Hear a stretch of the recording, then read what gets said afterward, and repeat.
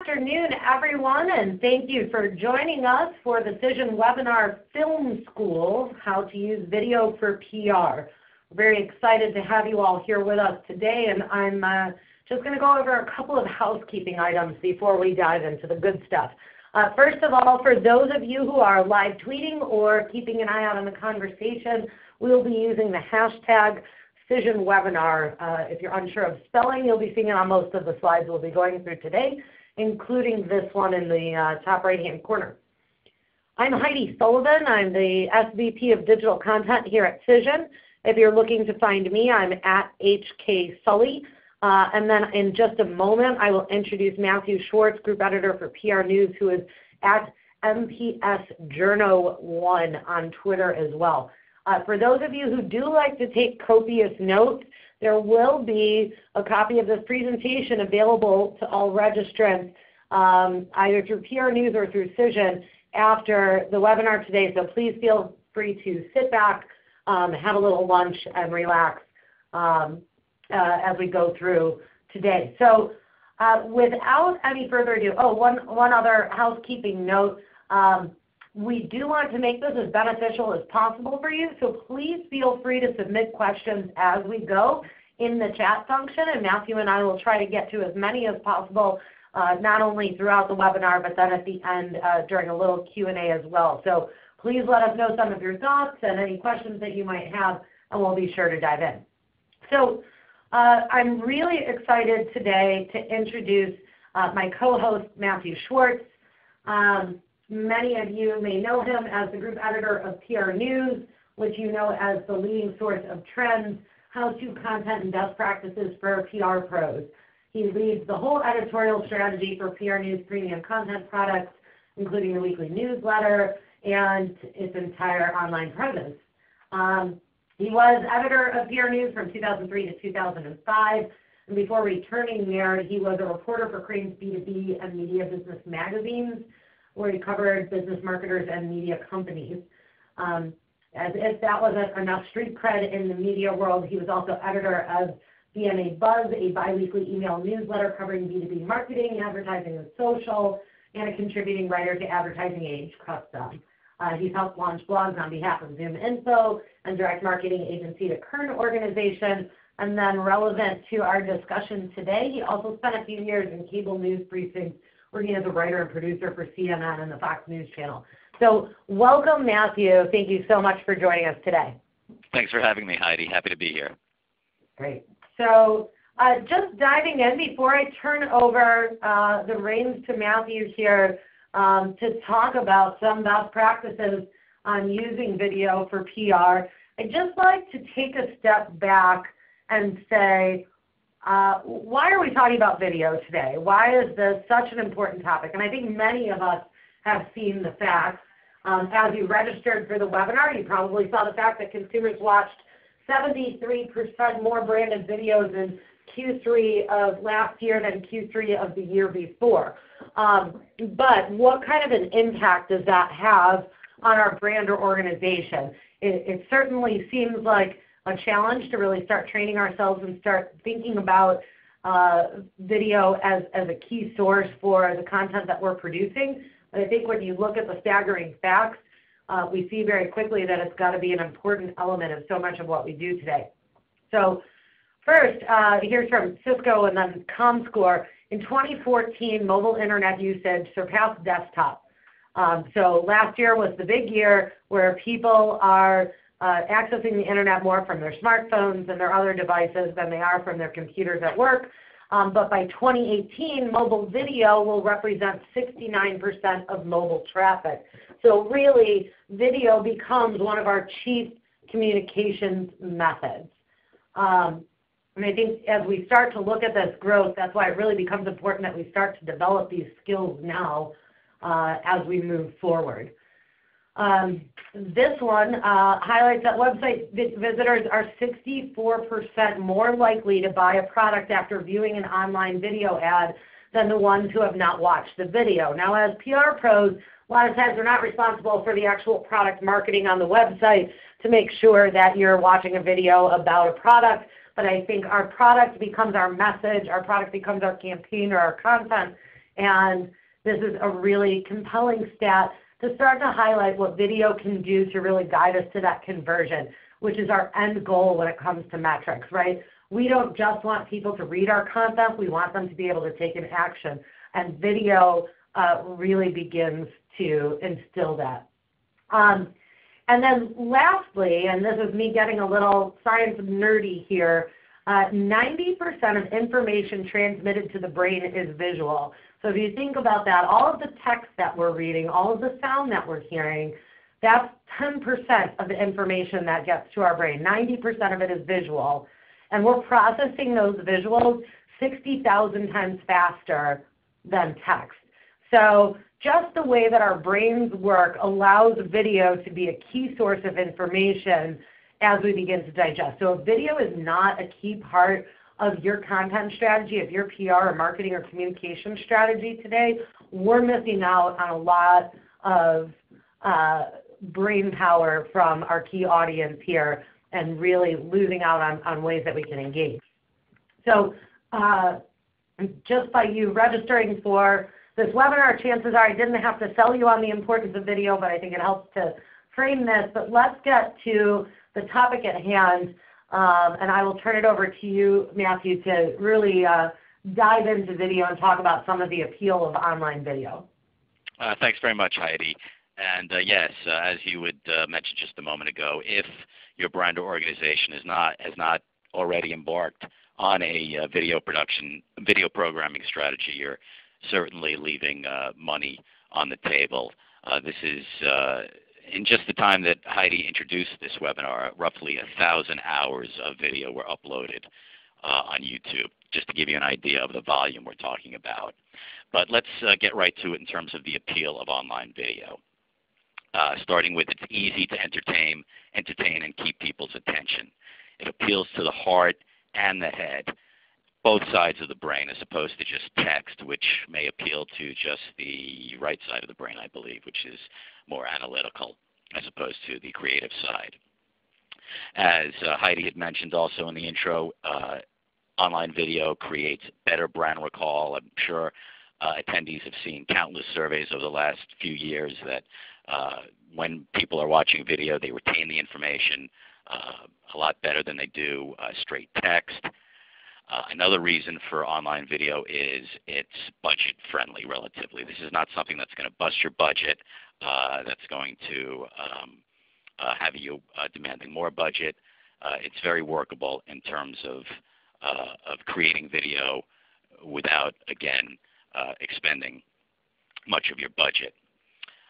And just in terms of video, just think of your own online habits and how many times a day you consume online video. My guess is the volume is increasing, and that goes for your customers and prospects as well. And most particularly for millennials. Millennials who are people who were born between roughly 1980 and the early 2000s have been conditioned on video and visual storytelling. And these are folks who are just now starting to get into the management ranks, and they're going to come to expect video in messages about your products and services. Okay, if we can go to the next. Just before we get on, we did have a question from Timmy. Do you think how-to videos are better than infographics and slide tutorials? And before I throw this to you, Matthew, I think I'll just highlight that Matthew really hit the key here where he talked about visual storytelling. So whether it's a video, an infographic, a slide tutorial, again, those are those visuals that your brain is computing more than text. Anecdotally, what I always say about infographics is I think it was such a trend for us for a while to say, I need to create a really cool infographic. And then you end up with a bunch of crappy infographics that aren't particularly compelling. What I always say is when you actually say, wow, that's a really cool stat, or this is a really cool chunk of data, that's the time to think about an infographic, when you have some data that can be visually compelling. So I don't know, Matthew, if you have any other insight into that. Yeah, I would just add that it's not, I don't think it's a zero-sum game or an either-or question between video and infographics. I think both definitely serve a purpose. Infographics are all the rage right now, but I think in terms of retention and retaining information about your products and services, video is the better way to go if you have to decide between the two. purely out of retention. And again, that video appealing to the heart and appealing to those emotional levers in your customers. So if we can just go to the next slide, please. Okay, this is a key part of executing your video programming is what is the purpose of this video?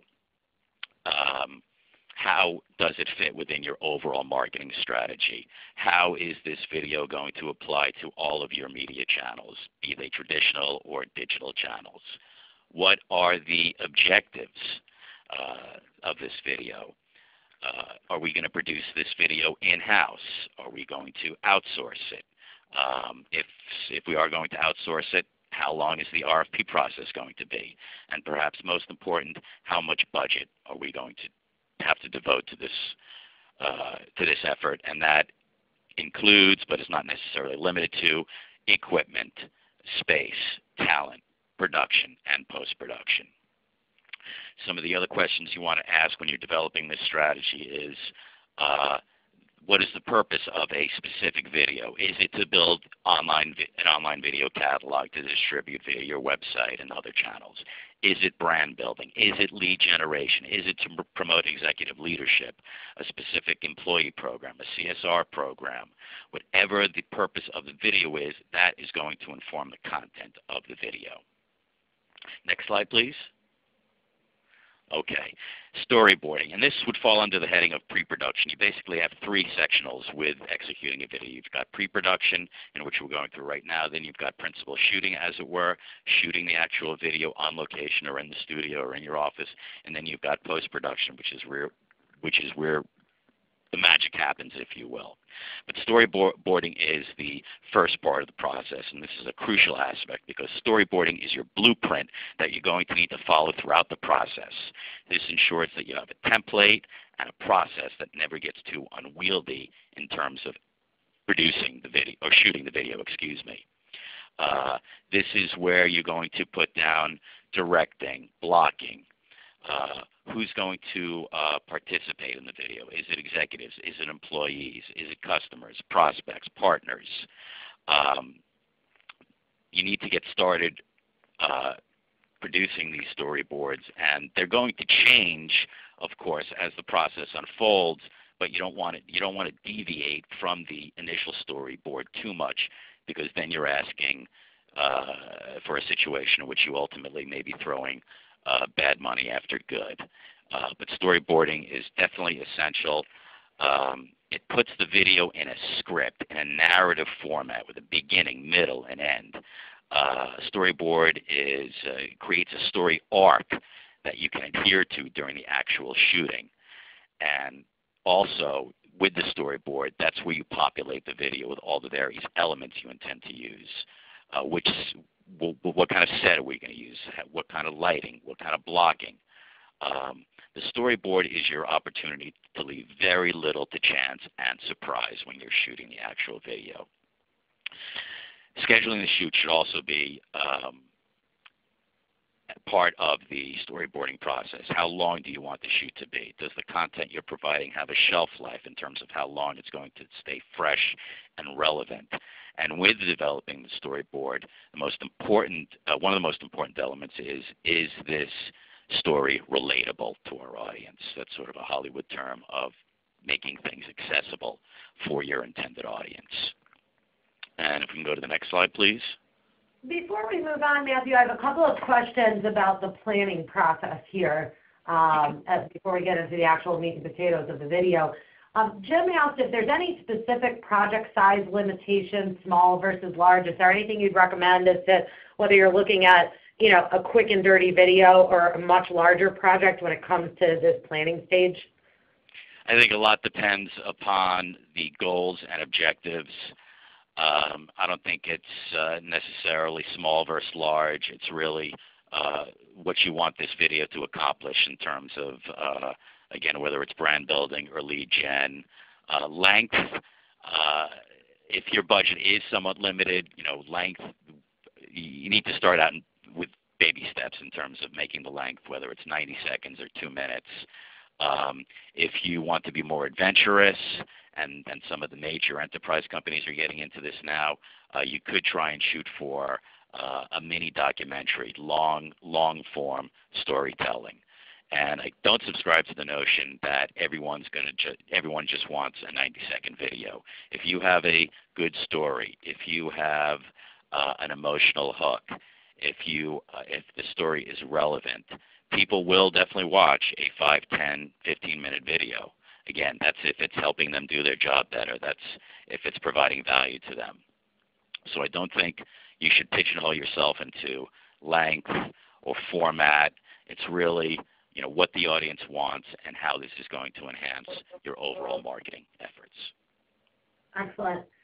One other question before we get to actual production. On the actual part of the overall marketing strategy, Leslie says online video is budget friendly. How? What is it that actually, when you say, okay, I'm gonna have video be part of my strategy, what is it about that makes it budget friendly? And that this is, in my travels, I meet a lot of folks who are intimidated by online video because they think it's going to cost so much. But again, this is not something that has to cost a lot of money. If you have a camcorder, if you have some good space in your office to shoot a video of, say, your CEO explaining a new product, a new service, a new program, again, this is not something that is going to cost a lot of money or where the budget's going to start to get out of control. It's a manageable process in terms of budgeting, and not something that, again, you should be intimidated by, that this is going to blow out most of our budget and leave very little for our other efforts. That's what I mean by being budget friendly. Excellent. Last one I'll hit you with, and then I promise we'll get to the good stuff, which is actually making the video. Rosie says, in your experience, do you ever skip the storyboarding process and just go into scripting and then shooting if the budget's much smaller? That's a possibility, but I think storyboarding is really essential. Again, going back to, you have this template, you have this story arc that you could adhere to, and it's really not unlike other mediums in terms of you're, say, presenting a text or a written document, and most times you want to make an outline of that document. It's a similar process with video. Storyboarding is just perhaps a highfalutin term for outlining your video and sticking to it. If budget is an issue and you want to expedite things, I don't think not having a storyboard is going to kill the process, but I think having a storyboard is certainly going to enhance the process. Sure. The more you're prepared, the better off you're going to be at the end of it all. Absolutely. Excellent. Well, thank you for letting me interrupt with a couple questions there. You bet. So B-roll, I'm sure folks listening are familiar with this term. It's a traditional term, and that's B-roll is essentially any footage that isn't part of your primary subject or your primary shoot. B-roll can really be anything. It's a video library. It's footage. Could include shots of satisfied customers at your stores. B-roll could be of a employee event. It could be of a shareholder meeting, production facilities, manufacturing a plant. Anything that's really related to your products and services, related to your value proposition that you could shoot, put on a shelf, as it were, and have it ready to go for the future, depending upon how your video library unfolds and the degree of sophistication with your video. But B-roll, again, is something that is again essential to the process. And as online video programming gradually moves to the core of marketing communications, it's going to be incumbent upon PR and marketing execs to build up a library of B-roll footage, categorize, tag the images regarding how they might be appropriate to drop into future videos. Okay, next slide, please. Okay, so this now we get into all of what I had talked about up till this point is your pre-production, and now you get into principal shooting. First off, you need to decide whether it's going to be a location or a studio. On location, It might provide for better visuals. It might give the video more of a authentic feeling, but with on location, which you have to remember is that may require permits from the city, the county, or what have you. And on location, there's timing elements. We can only shoot X amount of time. Whereas if you decide to go into studio, that makes things a little easier because a lot of the production elements are already baked into the studio. Again, and the third option even is what I had mentioned a few moments ago. If there's a space in your office, a nice room that doesn't conflict with natural light, that could be another area to shoot. It all depends on what your goals are, what your objectives are, how much assistance you're looking for, and how much you want to do this organically. But again, location versus studio versus in the office, it's all going to depend upon the goals, the objectives, the feel, if you will, of the video. What kind of feel do you want this to have for the end user, for the people who are going to be viewing these videos? And with regard to, I'm sorry, Heidi, if you can just go back. Thanks. A few questions regarding where you're shooting, whether it's location studio or the CEO's office. Make sure to check the acoustics. Make sure there's limited ambient background noise that's going to disrupt the shoot. Make sure you choose an environment, say if it is in your office, that's relevant to your audience. And make sure the executives or the employees or whoever is appearing in this video are comfortable with the environment. That, like Spencer Tracy used to say, make sure you don't walk into any of the furniture. It's the same drill here in terms of having people situated, knowing where they are, and being familiar with that environment. Okay, next slide to lighting, please. Okay, thank you. And lighting. Considering its importance in the final product, lighting should be treated as its own element. A few things to think about with lighting. You need to first ensure that your primary light source is even and consistent. You need to make sure that the wardrobe of the people appearing in the video doesn't clash with the color scheme of the room, that they're not wearing bright colors or wearing things that are too busy or striped or plaid, that again, in which the eyeball might go to that stripe or plaid rather than focusing on the message that's being delivered. If you shoot indoors, avoid rooms with windows or rooms where the windows are far off to avoid the daylight interfering with your shot. That's very important. And again, make sure the wardrobe doesn't conflict with the shoot. If you're shooting on location, you need to gauge how light may change commensurate with your shooting schedule. What time is sundown? Are there any buildings that may obstruct the light in any way? These are all things you need to think about when shooting on location vis-a-vis your lighting. And slide 17, please. I'm sorry, 17, shooting. Okay, and now you get into the actual shoot, and here's your opportunity to really find your inner Spielberg.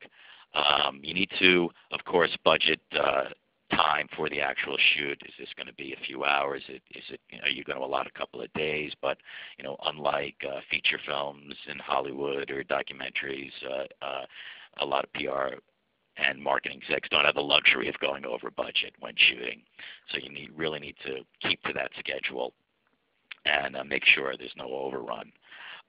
Try and do several takes at different angles. Try and maybe do videos of alternative times. Maybe you want to do a 2-minute video, a 5-minute video, or even get really adventurous and try for that 10-minute video. And this is all going to matter in the post-production process and this whole notion of publish once, distribute many, or in the case of online video programming, shoot once, distribute many. There are many ways you could skin a cat with video, and the actual shooting is your opportunity to do it. Also with the shooting, use that opportunity to shoot some more B-roll, whether it's people who are participating in the video or people, employees who are helping out or partners. But again, building up this, taking the actual shoot as an opportunity to sort of build up your B-roll volume. And And slide 8, please. I'm sorry, slide 18. Sure. Just a couple of quick questions specifically on lighting and B-roll. Katie specifically asked how you would light an interview in an office. If there's anything beyond kind of what we covered for daylight impact. Well, you would need to shoot your CEO in an office with a message would require some professional lighting. I mean, that could be outsourced or rented, what have you, depending upon the number of millennials who we're working with. A lot of these folks are conditioned to video programming and digital media. And it may be a matter of tapping someone in-house who knows his or her way around how to light, how to light an executive that you're shooting for a video. Sure. Now, this is less related to creating your own videos, but more to the PR side of it. Carly asks, as a video noob, when you're sending B-roll footage to a media outlet, what format should you send it in? So, as the journalist here, Matthew, I will pass this question to you. In terms of what format? Mm-hmm. Do you have a preference when people send you video? What kind of video format? Really PNG is fine. I mean that sort of gets into an area where it just depends on what. I don't know if I'm answering this very well, but really any format, just so long as it's not going to be complicated for the person who's receiving it to get it up and running. Yeah, so PNG or any of the basic ones that people can easily open. Yeah, and in particular using those basic formats as you're first starting off. You don't want to get too crazy in terms of the distribution. You want to keep things real simple in terms of the distribution and the ability of your audience to open up this thing and view it, as soon as possible. Yeah. And then just two final ones on the actual shooting here. Kim asks if there's a color that's best for people to wear during the video. Yeah, all solid, real solid colors. Navy blues, black. You maybe want to stay away from whites, which again could conflict with the lighting. But really dark tones, solids, blues, blacks. That would be my green. Dark greens perhaps. But you definitely want to avoid those stripes and those plaids and anything that's too busy, because again, if it's too busy, that could really be a diversion for the eyeball, and you want the eyeball to focus on what's being said and who, as opposed to what's being worn. Yeah, stay away from the leopard print then. Yeah. And then lastly, Bonetta asks, white screen versus green screen. Is there any major difference to note, or are you good enough with both? With either?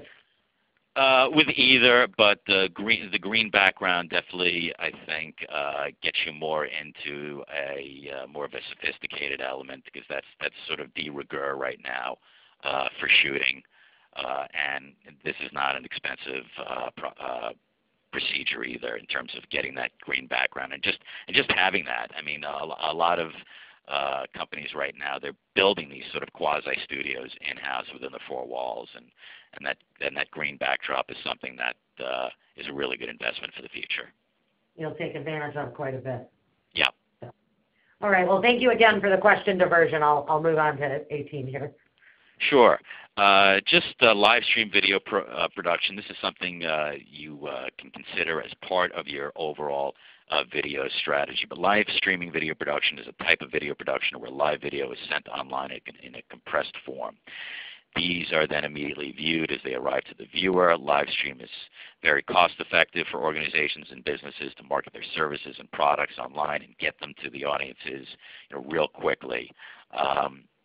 It could be, I mean, live streaming may soon be the norm for events that your company or organization sponsors, as well as any activities that you want to share with customers and prospects and promote to the public. I mean, live stream really is just getting that video in real time to your customers. You have a shareholder meeting. You have a meeting with, or just the CEO is out to meet with partners, and you want to shoot some of that and immediately get it onto the website or your social channels. Live stream is the way to do it.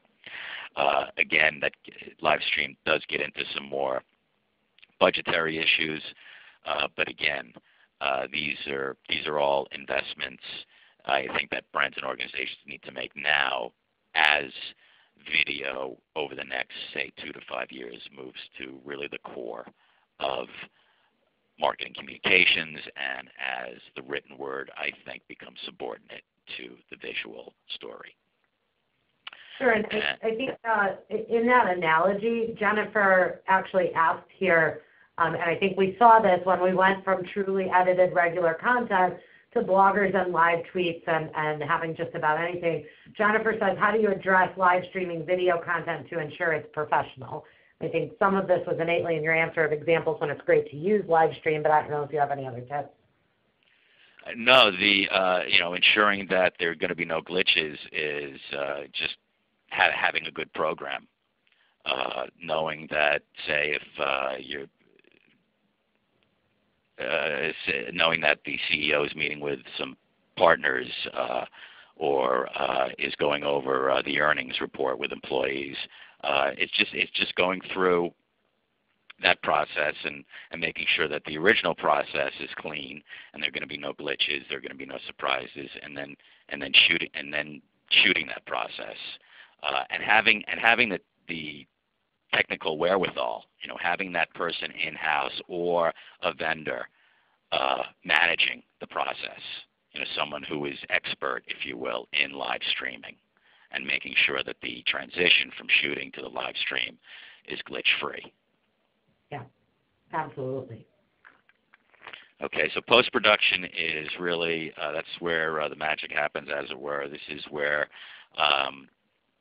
the video is really made, and this is where storyboarding comes in terms of making sure that the final product matches the initial vision of what this video should be and what you want it to do for your brand, for your organization. A lot of companies right now are working with Final Cut Pro. That's one of the major tools being used for video production. A lot of others on the market. But again, this is something that you need to figure out whether or not this is something you want to outsource, whether this is something that you want to do in-house in terms of hiring someone full-time for video production, because again, video is business. Video is becoming quite mainstream, and you're only going to be producing more and more of it in the months and years ahead. So it stands to reason to have someone if not a team, dedicated to post-production. And post-production is where you work with B-roll, where you work with sound, where you work with lighting, where you make that video to compute with the message you originally wanted to send out. And this is also the time and space where you subtract or add, and again, just cobble everything together so it's coherent, so there's a beginning, middle, end, and also this is an opportunity to get it out there, and that's when you're going to start to measure things and how the video is performing. I have quite a few of these questions now as far as editing equipment on the best programs for video editing on a PC, or any experience with WeVideo or other inexpensive video services. How do you feel about iPhones and iMovies for creating video? I don't know if you can touch a little bit on some of that. I know that a lot of it comes down to preference, budget, and what your actual requirements are, but I don't know if you have any recommendations, Matthew. Well, my recommendations in terms of keeping things, making sure that there's a baseline of sophistication for your video. I would go with again legitimate video shooting tools, not your iPhone, because if you shoot it with your iPhone, it's going to look like it was shot with your iPhone. If you want to go for that look, then by all means, and that's a legitimate way of doing things in terms of I want this video raw, I want it to be a little edgy, then shoot it with your smartphone and package it the way you would package a video that you're shooting with a camcorder or something more sophisticated. But it all depends on, again, who's your audience, how do they want this, do they want something that's, again, a little edgy, a little wobbly, that you're going to shoot with your handheld, or do you want, or is your audience demanding something, again, a little more sophisticated with more production value? So I think you touched on this here. Of, Lupe says their preference for one or the other when it comes to professionally produced video versus phone generated. How it affects how does the non-professional vid affect your brand? Or Steven says, how's the company image impacted if the video is not Hollywood quality? And I think what you're saying here is that it really comes down to what the audience is looking for. If there's a purpose to have an iPhone-looking video for stylistic purposes, then it's something you can get away with, but otherwise it looks like you shot your video on the iPhone, right? Yeah, or again, it all depends upon what the goals and objectives are. I mean, who's to say that there couldn't be one section of the message that does apply to something that's edgier, that's raw, and another section of the video, you want to be of more production value. There's no either or. There's no zero-sum game with these things.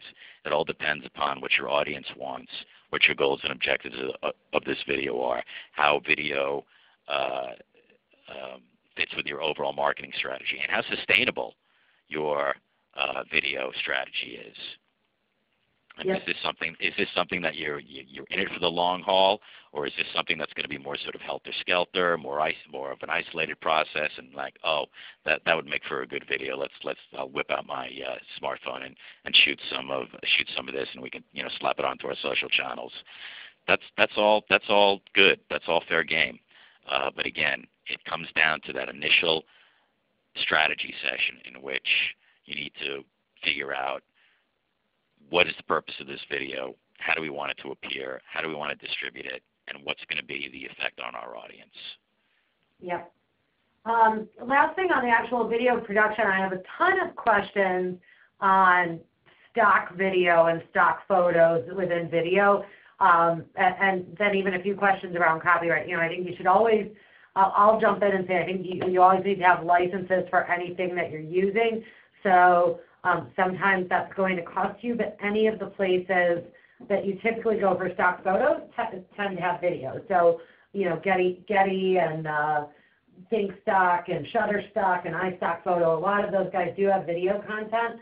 Crowdsourcing the answer, I will also say that on Twitter there were a ton of shout-outs to video blocks as well. So I don't know if you have anyone else you use, Matthew, or if you just typically go through the standard Getty and the other stock image and video sites. Yeah, I would go through the standard stuff, and in terms of attribution, it's just all about transparency and making sure that you're you're sending a shout out to whoever you're getting the video from. Yeah, absolutely. All right, sorry. Thanks for my question interruption once again. Not at all. So to the last one, this is really post-production, if you will, this notion that's been going on in marketing for the last few years about publish once, distribute many model.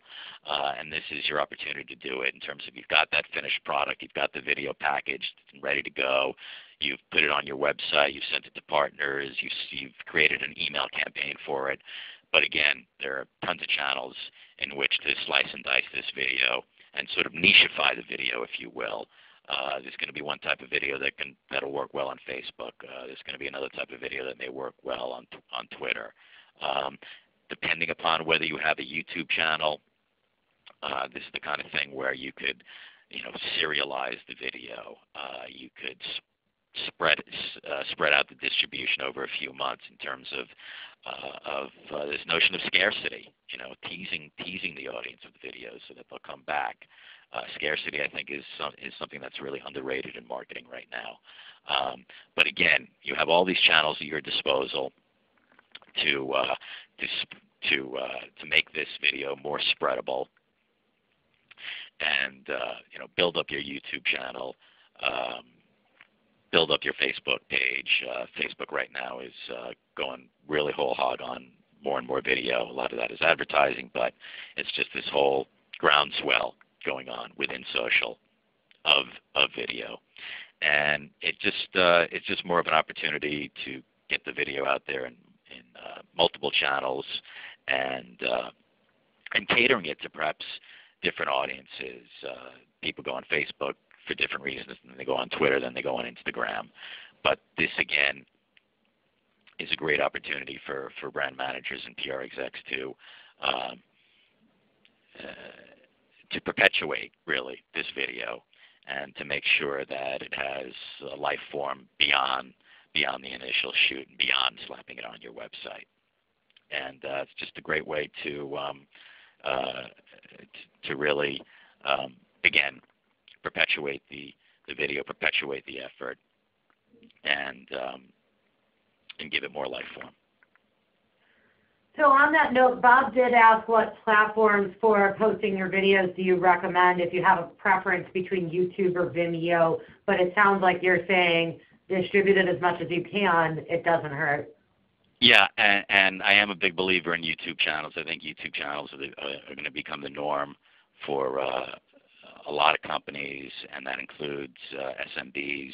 It's not just for enterprise, but it's really your channel, and it's a way for you to create more stickiness and more cross pollination between the video and your website and your social channels. But I'm a big believer in YouTube channels, but the Vimeo is fine as well. Yeah. So before we dive into more questions, I'd just like to shift gears for a minute and talk a little bit about sharing and how that's really impacted how audiences find our video. Because I think a lot of times we get to this point in the process, right, and what a lot of marketers and PR pros do is they say, ta-da, here's what I've produced, and then kind of move on to the next thing without looking at the next step, where it's not always, field of dreams. If you build it, they will come. And we do have quite a few questions here about sharing and what type of videos work best on certain social channels. So I think one of the things to highlight, and one of the most important things here, is that there is no more silver bullet. And that's why we start talking about all these different sharing channels. When we start looking at PR and communications as it was 10 years ago, we did have a silver bullet. It was, if I can just get my B-roll featured on the 9 o'clock news, I will be able to reach my entire target audience. If I can get my fashion brand mentioned in Vogue, I will reach my entire target audience. But all of a sudden, news is aggregated and in real time, and we're receiving it in myriad ways, and people are engaging with news in so many different places that it's the end of news as an event. You're not saying to your spouse, hey, honey, please stop doing the dishes. We need to tune in for the news at 9 p.m. so we get our news for the day. Or you may pick up the newspaper on the train in the morning, but that's not your single source of news. You're not saying, better find out what's going on in the world. Maybe it's to do the Sudoku or get a little bit more of an in-depth review or find out what's going on in the city over the weekend. But we're getting news in real time and all the time. So our brands don't have that silver bullet anymore, and I think that's why we're really talking about sharing. You'll see that shamefully I have put pictures of both my mom and my husband in this deck, but what we're really talking about is getting that video outside of your typical circle. So this is actually my adorable mom here in the first circle, but I've got my mom, my friends, my coworkers, the people who always go to my website or go to my YouTube channel. They're always going to see my content, right? Those are people that I know I've targeted that are my biggest advocates. And then I have the second circle, so my mom and my friends and my coworkers, my customers, my fans, they share that content and it gets out to a wider circle. And I'm reaching those people then. The problem is that there's this third circle where my videos are really relevant to someone and they're not even reaching those people yet. I don't even know who those people are to be able to contact them. So that's the big challenge that we're confronted with. One of the big ways that people find us is through search, right? And when you look at what Google does with search now, to increase the importance of original content, increase the importance of visuals and video when they determine their search engine results page. So it's not about jamming keywords into a press release anymore. It's about making sure that you have real original content that people are engaging with, that people are viewing to make sure that they're able to find you in a search. to take things back to like 100 years ago in social terms, I'm going to highlight kind of an iconic quote here from Brian Stelter in the New York Times from March 2008. And why do I go all the way back there? This was the presidential election, and everybody freaked out for like a week because, oh my God, young people are only getting their political news from Jon Stewart and The Daily Show. And this college student in this article that Brian Stelter said, no, you know what? If the news is that important, it will find me. And that really explains this entire shift, right? Nobody is going, at the end of that news is an event. We're not going to a source to identify that news. And that's really, when you talk about your brand videos, we can't post it on our website and just expect people to come. We need to find ways to start to target our videos to other people. So we've talked about sharing on different social sites and the growth of Facebook with this, Matthew's preference for YouTube, Vimeo being a great resource, even being able to share things on Twitter and different places that you can begin to share things. But essentially all we're talking about there is amplifying, which I love the Merriam-Webster definition here, which is increasing the strength or amount of, especially to make louder. So I think that always becomes the second element of your campaign, right? You get the content produced, and then we have to figure out how to amplify it. We have to figure out how to get our news to the people that it matters to most, to those people that we don't even know yet. Just really quickly, I'd like to highlight one strategy for that, which is targeting influencers. And I think that's something that we toss out there a lot. Everybody talks about influencers as much as they talk about content marketing or infographics or any other trendy topics du jour. But part of the reason that I'm talking about influencers, this stat is from Rohit Bhargava from the Influential Marketing blog, great blog if you're not reading it, talks about the influencers in a different way than I think what we typically think. We think of Kim Kardashian, we think of Justin Bieber, and they may fall on a particular topic in that 1% of any population that's active content creators. But I'm calling influencers those people plus the other 9% that are participants, the people who are commenting and sharing that kind of content and really participating. Because there's another 90% that are simply consuming that content online, that are those people that we talk about are the lurkers. So much of that, if you can start to look at that 10%, if there's someone who's engaging with your video, it's a great opportunity to ask them to share it. If there's someone who's engaging with similar topics, it's a great idea to send that person your video. So as you start to target these people, these are people who have already developed a voice that resonates with their target community. When we talk about target community, the devil is really in the details. This is from Decisions Media Database.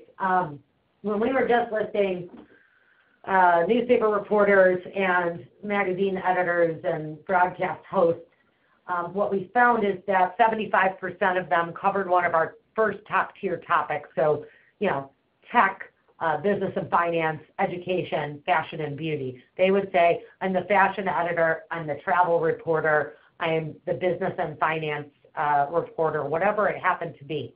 When we started listing bloggers and influencers, we found that totally flipped on its head. That only 23% of those people, of those influencers, actually said, I cover travel, instead of I cover travel for people with disabilities. They would say, I cover Manhattan condos instead of I cover real estate. I cover iPhone apps about mommy blogs. It really all varies, and it comes down to those second, third, and fourth tier topics. So if you start to identify your niche audience for your video, it's a great way to start figuring out who those influencers are. That's really quite simple because every single time we've mapped out an influencer map, influencers talk to each other. So once you find one or two people who are influential in your space and ready for your video, see who they're talking to and who they reference.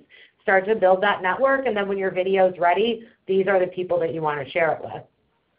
So as you start to look at some of that, I want to quickly touch on exactly who your audience is, because there is a great way that we can start looking at related content. I think traditionally we've looked at traditional demographics. I'm targeting women, pardon me, women between 35 and 50 whose household income is over $100,000 a year, who live in the East and are married. But now what we start to see is that we have a deeper understanding of end users. So this is my adorable husband. We have his traditional demographics that he's 35 to 44. He's married to me. He's from Chicago. But then when we start looking at his psychographics, and we can learn this all online, we see that he loves volleyball and drinks a ton of Starbucks, that he's pretty liberal, that he's an avid Bears fan and fisherman. And then we can start to piece together his social graphics. He's constantly watching videos on YouTube. He's a food blogger. He tweets 3 times a day, and he has liked a whole bunch of brands and movies on Facebook. So what that really gets us to is today's consumer in real time, and we start to see a very different picture than that traditional bucket method of who we're talking about. So you may say, well, Heidi, what does that actually mean to me when it comes down to my videos? That actually, this is a lesson I like to take from marketing, which when they look at email campaigns and some other marketing strategies, they look at lookalike and response models. And that's a great thing to start looking at, both once you want to share your video, but at that storyboarding creation stage. So lookalike and response models essentially say, okay, when I do this, I see very similar people, or I see actions from this group of people. I see people who like Starbucks also like Forever 21. I see people who are interested in PR also very interested in social marketing. Starting to make those connections, even anecdotally, will start to identify what kind of content will be the best for your audience, and will start to give you those peripheral audience that really want to engage with you. So that kind of gets you a little bit closer to some ideas of who you can really begin to target with your video. I'm going to turn it back over to Matthew before we take a few questions, just to talk about some resources for continued learning. I'm sorry? Oh, sorry. This is the YouTube link that we'll be sending out to everyone to talk about some of the great things that you can learn here on slide 34. Yeah, that's this is a video link that sort of slices and dices how to do a video in terms of, you know, how to do a short shoot versus a long one. Just how to use a lot of the elements we've been discussing within this webinar, but you know, mini tutorials, if you will. So that's a really good way of internalizing a lot of the process, and that sort of, again, these various videos on this YouTube is something you definitely want to bookmark because it has so many elements in it in terms of shooting different videos, using different elements. Talks about distribution, measurement, and really a soup to nuts process in terms of video production. So that's a really good link to have. Excellent. Just before we dive into a whole ton of questions here, I just want to highlight to everyone that as you exit today, there will be a quick poll. If you'd be willing to fill it out, it just helps us understand how helpful this was today and what you thought of today's webinar. So without further ado, we have a ton of great questions here, Matthew. What are some techniques for tagging videos or hashtags, or what do you do when you publish a video to make sure that you're really tagging it with the right content? To make sure you're publishing, tagging it with the right content, well, it's just, I don't know if this answers the question, but it's a matter of really, you know, categorizing the video. Yeah, you know, and I think that really comes down to the key, right? If you don't have the right keywords in, people aren't going to find your video when they're searching for the right things. So just really making sure that your caption, that your tags, that your keywords are all really highlighted there. So a few more questions.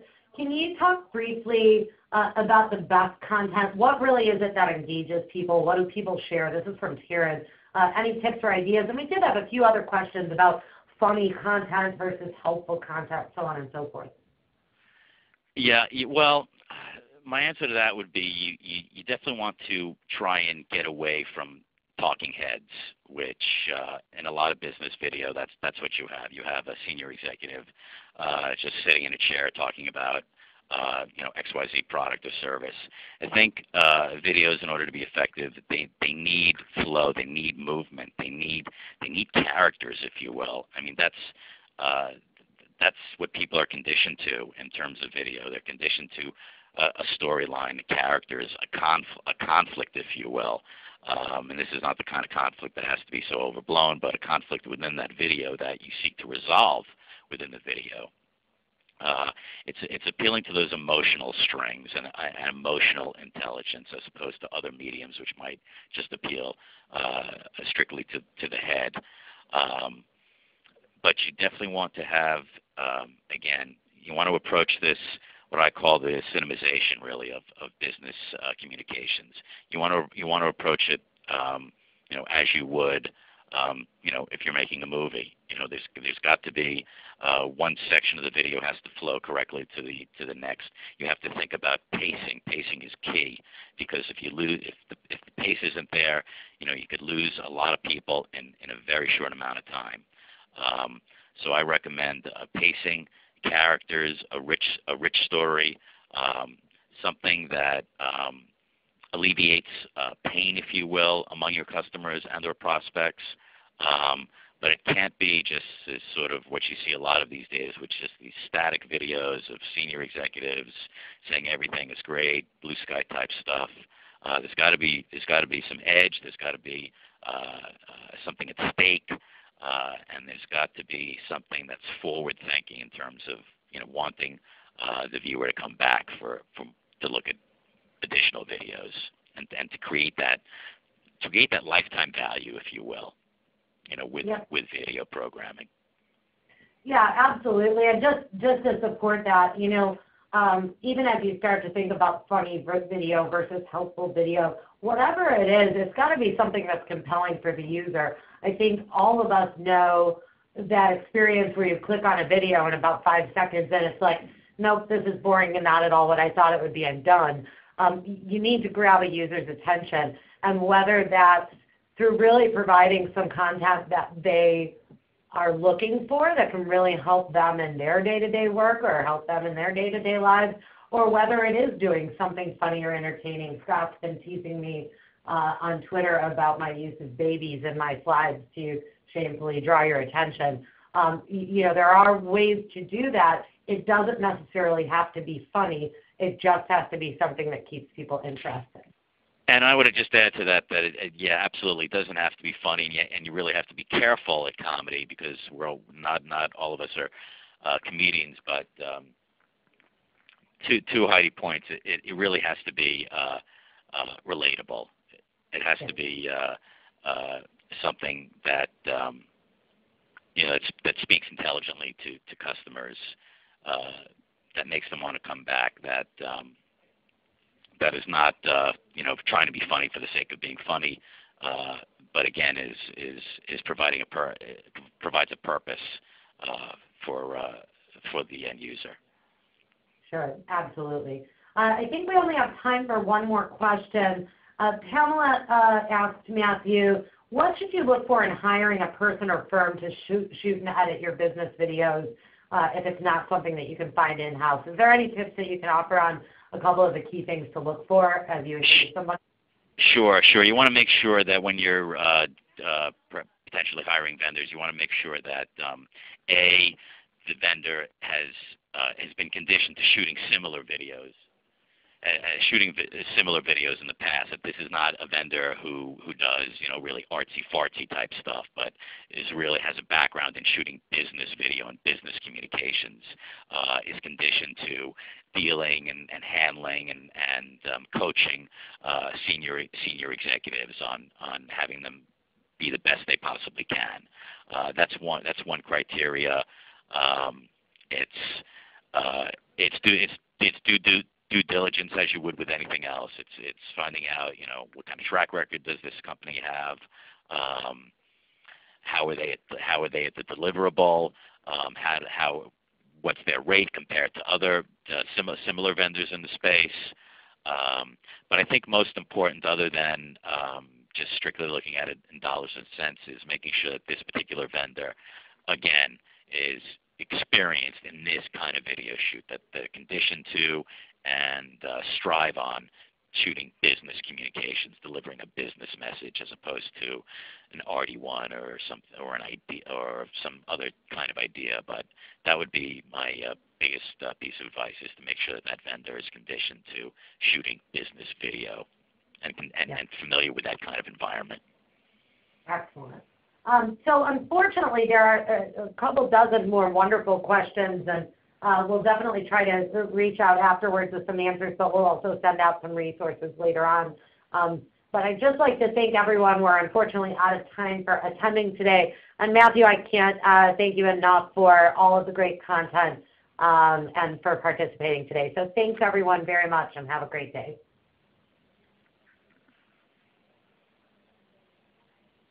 Heidi?